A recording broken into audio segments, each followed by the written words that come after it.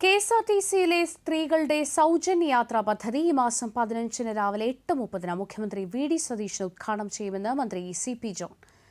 വലിയ ബാധ്യത വരുന്ന നടപടിയാണിതെന്നും ആ ബാധ്യത കെഎസ്ആർടിസിക്ക് വരില്ലെന്നും അദ്ദേഹം പറഞ്ഞു. യാത്രാ ചിലവ് ലാഭിക്കുന്ന തുക ഓരോ കുടുംബത്തിന്റെയും കൈകളിൽ നേരിട്ടെത്തുന്ന വരുമാനമായി മാറും.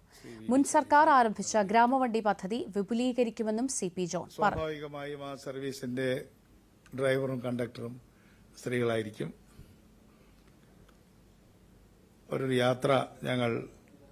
യാത്രാ വാഹനമാണ്. അതൊരു ഉദ്ഘാടനത്തിന് വേണ്ടിയിട്ടുള്ള ഒരു ബസ്സല്ല. അതൊരു റൂട്ടിൽ വണ്ടി പോവും.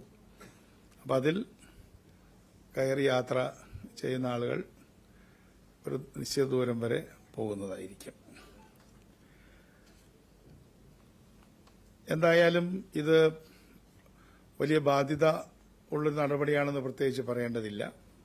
പക്ഷെ ആ ബാധ്യത കെഎസ്ആർടിസിയുടെ ചുമലിൽ വരില്ല എന്ന വലിയൊരു സന്തോഷ വാർത്തയാണ് എനിക്ക് പറയാനുള്ളത്. കേരള ഗവൺമെന്റ് അത് കെഎസ്ആർടിസിക്ക് ഗ്രാന്റായിട്ട് നൽകാൻ തീരുമാനിച്ചിരിക്കുകയാണ്. ഏകദേശം 2 കോടിയിലധികം രൂപ ഒരു ദിവസം നമുക്ക് ചെലവ് വരും. അപ്പം അതിന്റെ എന്തുമാത്രം ചെലവുകൾ വരും എന്നൊക്കെ അറിയുന്നതിന് വേണ്ടി കുറച്ച് സമയമെടുക്കും.